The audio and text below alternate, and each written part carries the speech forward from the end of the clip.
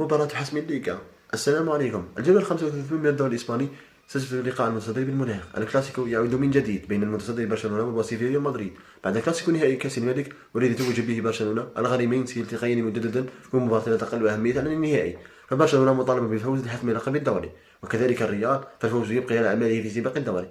الريال وبعد صفقة أرنولد يبدو أنه مقدم على تغييرات جذرية في الفريق. البداية ستكون العارضة الفنية للفريق، حيث وقع الاختيار على تشابي ألونسو ليقود الريال الموسم المقبل خلفا لأنشيلوتي الذي وقع مع منتخب البرازيل.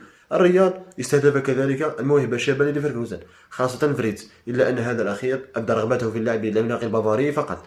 أما المتصدر برشلونة فالأخبار تؤكد عودة بالدي وكاسادو من الإصابة. أخبار أخرى تتحدث عن وكيل اللاعب راشفورد الذي عرض خدمات اللاعب على برشلونة. صفقة كانت مقترحة الإدارة من قبل، إلا أن ظروف برشلونة المالية حالت دون حدوثها. فهل يعود اهتمام برشلونة بصفقة اللاعب الذي تبدو صفقة جديدة خاصة مع إصابة أولمو المتكررة؟